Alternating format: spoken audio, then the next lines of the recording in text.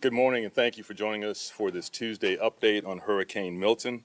I'm Ken Welch, Mayor of the City of St. Petersburg. I'm happy to be joined by Representative Kathy Castor, also our Chair of the City Council, Deborah Fix-Sanders, and our Emergency Management Manager, Amber Bolding.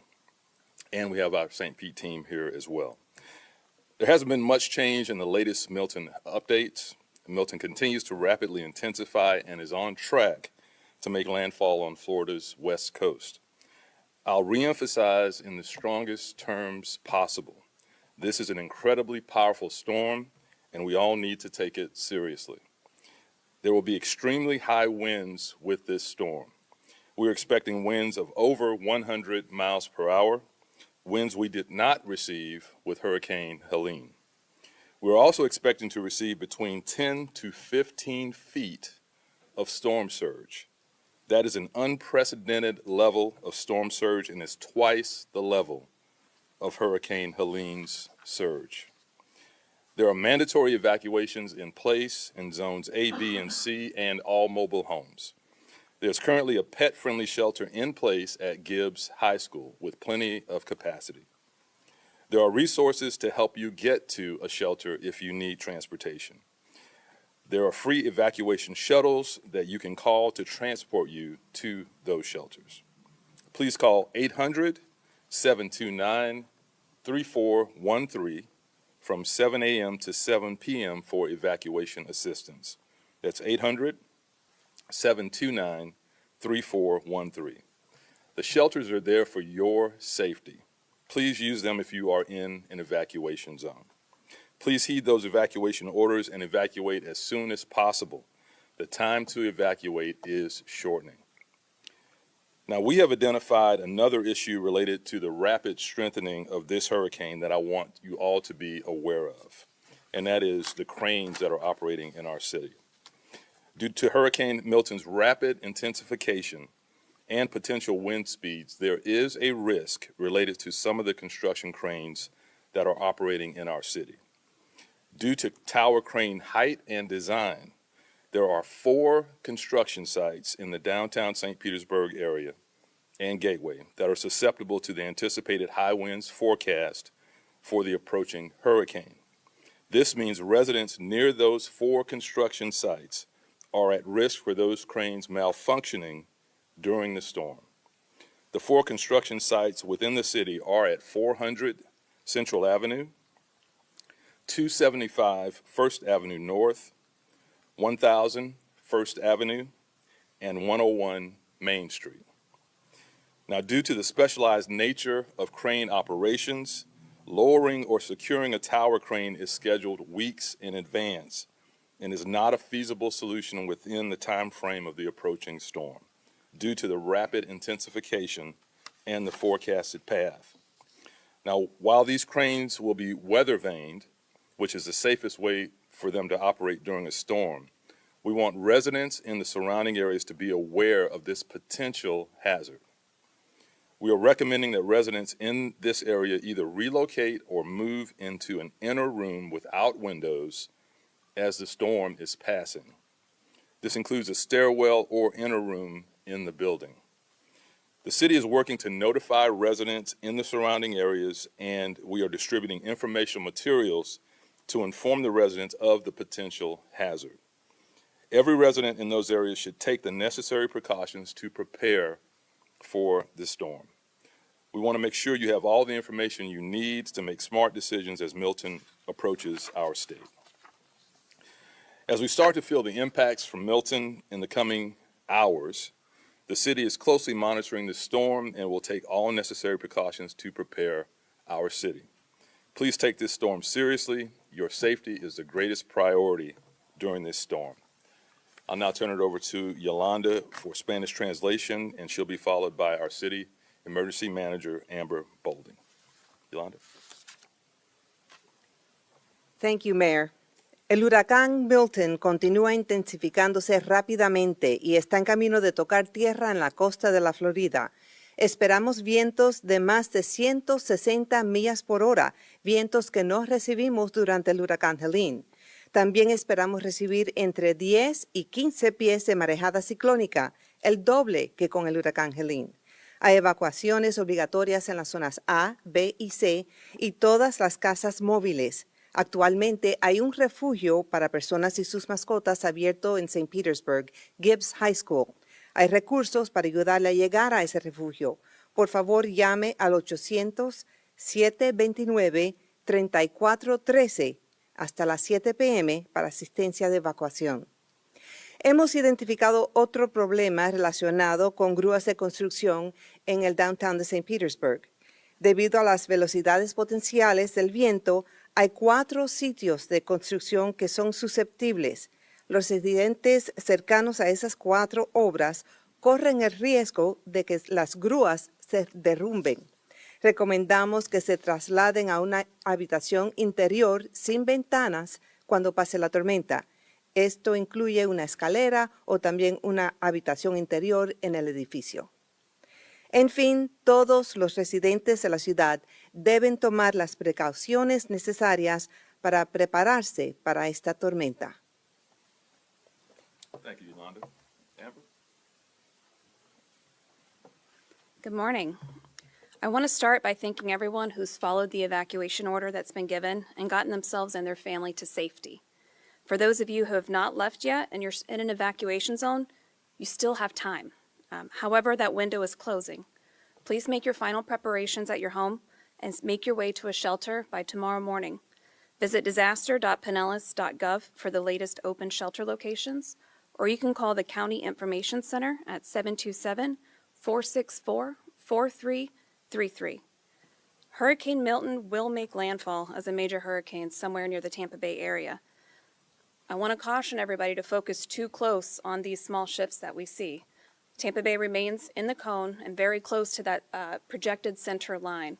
So on its projected path, Tampa Bay, St. Pete could see the northern eye wall of that storm. And any type of wobble could bring the storm right back over our city, just north of our city, which is that worst case scenario, or it could take it a little further south. We just don't know, and we have to prepare for that scenario of what the National Hurricane Center is telling us, is that of that 10 to 15 feet of storm surge and winds up to 100 miles per hour. I just want to remind everybody, once we get through this storm, with these high winds and this flood, we're going to see impacts like we've never seen before here in Tampa Bay. And I want to caution everybody, to be safe once we get through the storm. We don't want to go out. We don't want to sightsee. We're going to have hazards out there that we're just not used to. So we want you to shelter in place, stay at your shelter if you evacuated, and wait for official word from the city and from the county to let you know when it's all clear to get out. Our first responders will push out as soon as they can to help those residents in need. But part of that first push is also clearing the roadways so that we can get folks to the hospital and to emergency care if they need it. So the less residents that we can have out on the road, the better. And we'll continue to update that safety message as we get closer to landfall and we get to that recovery piece. I just want to end to say, please stay safe, please take care of one another, check on your neighbors, and we'll stay in touch with you throughout the process. Thank you, Amber. We are really blessed to have a great congressional representative in Kathy Castor, who is always engaged in our community, even before a storm like this, but especially during this hurricane, engaging the federal government, making sure we get all the support we need. So I just want to thank you for being here, Representative. I'd like to hear from you. Thank you, Mayor Welch, and thanks to everyone here at the St. Petersburg Emergency Operations Team, to the St. Pete Police Department and Fire Rescue. I want to assure everyone, all of our neighbors across the city of St. Petersburg, that your federal partners are fully engaged in the preparation for Hurricane Milton. That includes FEMA. That includes the United States Coast Guard. That includes the National Hurricane Center and the National Weather Service. It was very important that the FEMA Administrator, Dan Criswell, was here in St. Petersburg yesterday meeting with Mayor Welch and his team. She is assuring everyone that FEMA has the resources necessary to respond to this disaster. This is the largest mobilization of FEMA personnel in recent history, and they have pre-positioned supplies that are needed in the recovery phase and response phase as well. That includes meals, water, tarps, They have search and rescue teams poised to go out into the bay, into the waters, to make sure that they are able to respond to any life-threatening situations. We're also fortunate here in St. Petersburg to have a very active Coast Guard presence. And the personnel from Sector St. Pete and the Clearwater Air Station are poised for their search and rescue and their post-Hurricane Milton response activities. They are fully devoted to this community and keeping everyone safe and well. The National Hurricane Center has been issuing its updates, and I think it's very important that you listen to their terminology, because this terminology is unlike anything that we have heard in past decades. I don't remember any time, there's not been any time when a community was socked with a double whammy like we are about to experience. To have a devastating storm surge from Hurricane Helene, followed by the triple threat that Hurricane Milton poses to us. The National Hurricane Center is talking about that. Hurricane Helene was a devastating surge with little rain and not a lot of high winds. But this is the triple threat that we have feared for decades and decades, because it involves storm surge, it involves flash flooding, and it involves high winds. The National Hurricane Center emphasizes that Milton is expected to grow as it approaches the west coast of Florida.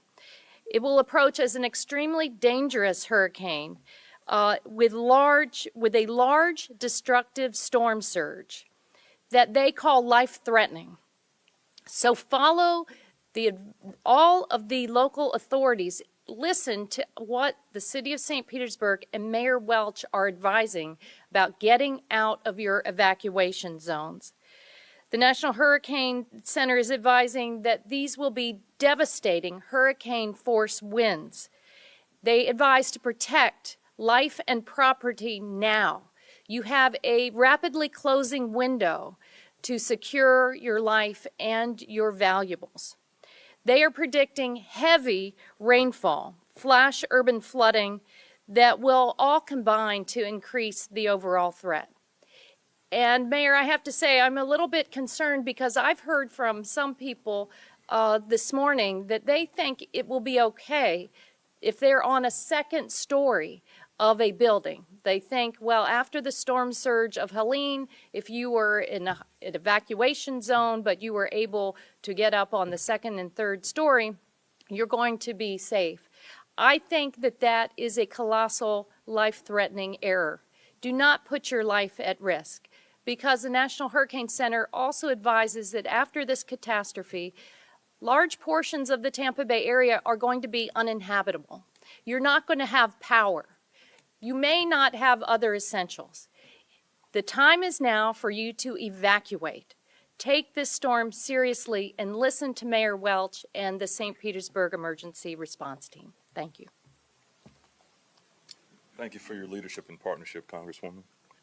Okay, we'll now take any questions.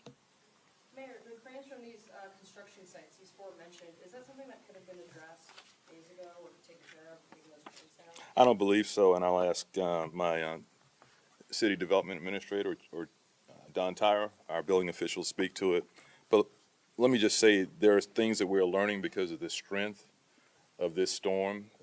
This was a tropical storm that turned into one of the most powerful storms in the history of our nation very rapidly. So we're learning things that we're going to use to update our procedures and processes going forward. But there's just no way in this window of time to bring those cranes down.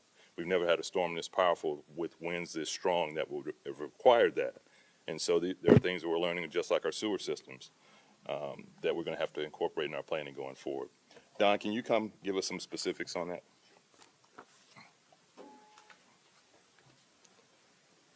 Good afternoon. Can you repeat the question? Sure. The cranes at these construction sites, that could be a risk to the buildings around them. Is that something that could have been taken down days in advance? How long does it take to take these cranes down? Yeah, so portable cranes for typical construction sites, that actually is a standard practice to either take the boom arm down and place it on the ground, or remove the crane in general. For the high-rise construction, the tower cranes, they're basically fixed in place, and they're erected. The crane basically builds itself as it goes vertical. Some of these cranes in the downtown area are 500 to 600 feet tall. And it usually takes about a week to plan any kind of crane jump or disassembly type process. And it's a specialized crew that performs that work. So with a storm approach, it wasn't even a hurricane, a week ago. So it's very hard to plan for that in advance. And what's your name and title? My name's Don Tar. I'm the city building official. What are the winds need to be like for it to pose a danger? Well, there's 4 construction sites with tower cranes on them. Each crane's a little different with their design wind speed for the structural integrity of it. 3 of the cranes are rated for 145 mile an hour winds. One construction site, they have 3 tower cranes, and they're rated for 110 mile an hour winds. And we have to be careful about that's every storm when it approaches the hurricane. We talk about the sustained wind. There are gust cycles in those storms, and the 3-second gust speed is really what could be a contributing factor. Remember, those winds only are very close to the eye wall, so we're looking at the cranes being a potential hazard if we basically get a direct eye impact in St. Pete. Just to clarify, that's the speed it needs to be sustained and not gust? No, it could be a gust wind speed. Yeah, they're designed for that. I mean, there's safety factors in the structural design of those cranes, but our advisory is basically if we anticipate wind speeds above 100, even though the safety factor is 110 to 145 for those cranes, it could be a potential hazard because of the gust wind speed. Well, we had an 82 mile an hour gust in Helene, which is hundreds of miles away. I guess my question is it a good idea to have these cranes up during hurricane season in general? Well, I mean, that is a factor, and typically the cranes are safe in weather vane mode up to about 100 miles an hour.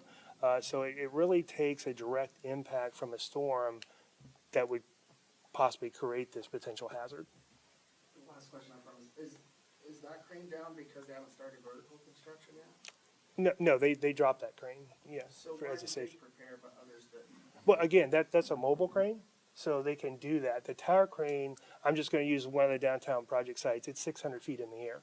Okay, it's a tower crane that has a tower similar to a monopole tower for a cell tower site, and it has a T-crane portion of the jib arm that's attached to it, and it's attached to the building with tiebacks, and that's how they erect a high-rise, building. Is that 400 Central you're speaking to? or Yes. 675? 400 Central, yes. 400 Central is a concern because it's the tallest cranes. They have one at 500 feet, one at 600 feet. So, I apologize, I really thought on this one. If one of those fall, what's that process like? It seems like it would be quite the ordeal. It's variable. I mean, we plan for the worst case scenario, and that's why we're advising people to, shelter in place, go to an interior room. If you're living in an adjacent high-rise or mid-rise building, those are typically like the stairwell or the elevator core of the building. It would sustain any kind of impact, like that. And it's really just trying to be safe. Now, they don't have to, shelter in place there for the entire duration as the storm approaches. It could take a turn to the south, turn to the north, and we may not get those hurricane, winds. So, monitor the storm and then take appropriate action as needed. Did the city communicate like a week ago when we were seeing this happening, like, hey, you might want to take down your cranes or be proactive? We talked to the developers. It just wasn't practical to have any kind of work done to lower the cranes. And we sent out a notice to all developers. We do that on every storm. We visit all the construction sites, have them secure all the debris, try to make preparations best they can for the storm event, and we ask them to deal with the cranes. The mobile cranes are easy to deal with. It's the tower cranes that are the issue. And how many tower cranes are there? 400 Central? 400 Central has 3 tower cranes. Yeah, 3 tower cranes. One is Permanent. That are the- Yes, yeah. One is for the parking garage. It's much shorter, maybe 100, 150 feet. And then there's 3 other sites, one in the downtown area, one in Carillon, one on in the 1000 block of First Avenue North. Okay. you speak to the possible shutdown of the sewer treatment facilities and what residents in those affected areas, what they need to know, what they should go through if that does happen? Mayor. Claude Tankersley, our Public Works Administrator. Thank you for that question. So this, as we've said, is an unprecedented storm with unprecedented storm surge and wind and rain. Our hope and our desire is to save lives and keep people safe. So we have asked, everybody to evacuate that needs to evacuate. So therefore, they shouldn't be here. We do anticipate once the storm has left that we'll be able to get back on site to the two plants within 24 hours. And start back up the plants. So, and we have state resources and federal resources helping us out. We also have contractors helping us out. We've staged up so that we can get back on those plants immediately and get the water flowing as quickly as possible. When could that happen, and then what do residents need to know if they did, if they are possibly still there, not to flush the toilet, what could happen? Could you Sure. speak to that, what makes the surge that will be turned off? So we're expecting a 15-foot storm surge. So because of that, we are expecting to have to turn off two of our plants, the northeast and the southwest. After the storm, it's likely that we may not also have water service. If we do have water service, we do ask people, don't wash your clothes, don't wash your dishes, don't take unnecessary use of water. You can flush a toilet, but because we have capacity in the collection system before it gets to the plants. But we ask people who have stayed, we ask them to please limit their water uses. But again, we hope that most people have not stayed. Claude, isn't Gibbs High School, the shelter at Gibbs High School, serviced by the Southwest? Yes, it plant? is. So is it possible that the shelter might be without toilets? No, the shelter will be with toilets. Like I said, we can flush toilets sparingly, and we have a plan to be able to come in and if we need to, with tanker trucks, pull sewage out of the area where Gibbs High School is to keep it flowing. Okay, it was mentioned yesterday, I believe, by Rob Burtis, that some areas might not have potable water. Is that affected? Is that the case? Like potable water might not? So one of the things that affects potable water is tree fall.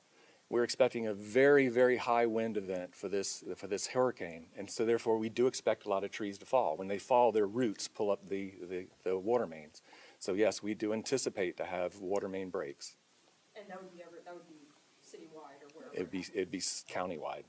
Okay, and you'd have to boil water in that event, or you just wouldn't have water at all? You may not have water at all, and then when we restore water, you may have to boil it for a while before you drink it. You can use the water for the other purposes, but if you're drinking it, you would have to boil it. And that would be communicated? Yes, that would be communicated. If water is turned off, can you give some recommendations to people on how they can kind of prepare for that situation? So we should all be preparing for every storm season with our go bag, right? And our go case should include potable water, bottled water, and so people should have water with them in case something like this happens. Can I ask about what's going on at Tropicana Field? Who's being staged there? How are those crews being serviced? How long do they expect to stay there? And is the Trop, it rains inside on a normal day. Is that going to hold up? Do we have anybody that can speak to the Trop, Rob? And as he comes up, I just want to speak to a couple of questions. This is the worst case scenario that we've talked about for a long time. This is the Hurricane Phoenix scenario that we've talked about.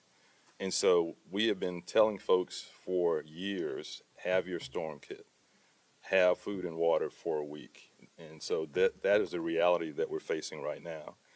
And after this is over, it's going to change the way we plan. It's going to change the way we look at infrastructure. So things like the crane that we hadn't anticipated before, had to deal with before because of the strength of this storm. We're going to be looking at everything we've done after action, and it'll be a new day in terms of planning and infrastructure in response to the new reality of sea level rise and climate change. Rob? Thank you, Mayor.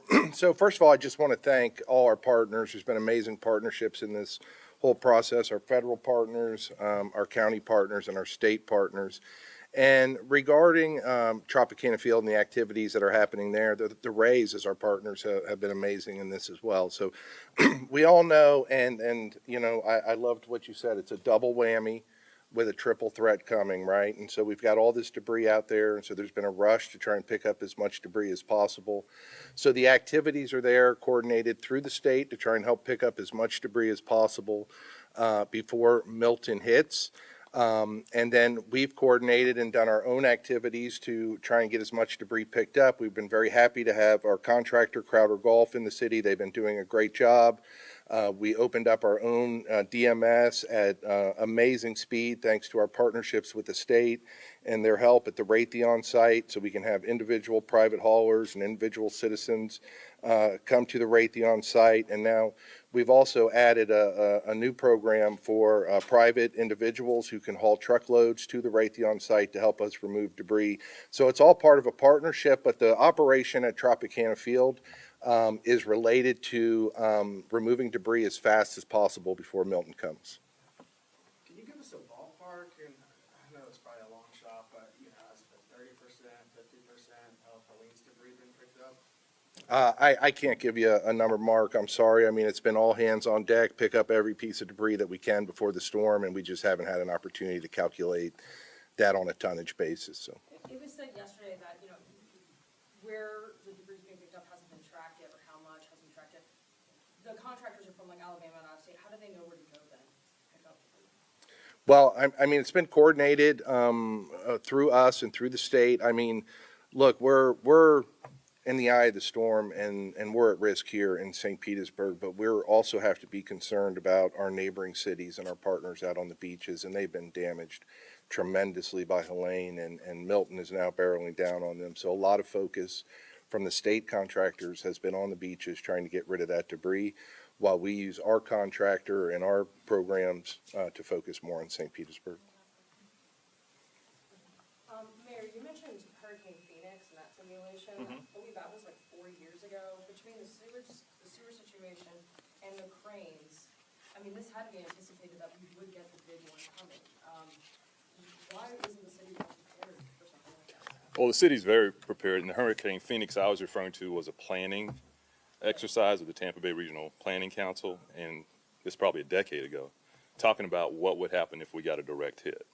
And so my point is, we have been planning, we've been investing in infrastructure at the Northeast wastewater plant, for example. There's a project under construction right now, a $70 million project in response to that would raise that plant to withstand 11 feet of storm surge. And that is progress. But now we're seeing that the storms are even more powerful than that. This is 15 feet. And so when I say we need to reset the way we're looking at infrastructure based on this new reality and the fact that climate change is happening quicker than we anticipated. There was a range of, 2 to 7 feet increase by 2100. We've really got to reset that because those effects are happening right now. But the city is very well prepared. We've done an excellent job from debris pickup to handing out, how many sandbags, Claude? 146. Over 146,000 sandbags, getting the word out to folks, working with the county, working with the federal government, the state.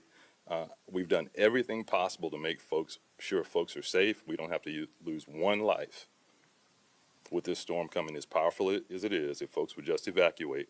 And then we're going to rebuild. It's going to be long, it's going to be tough, but I think we're in a great position. We listen to the science, we're prepared to act on that science, but our investments have to be more aggressive. Thank y'all for being here. Y'all stay safe.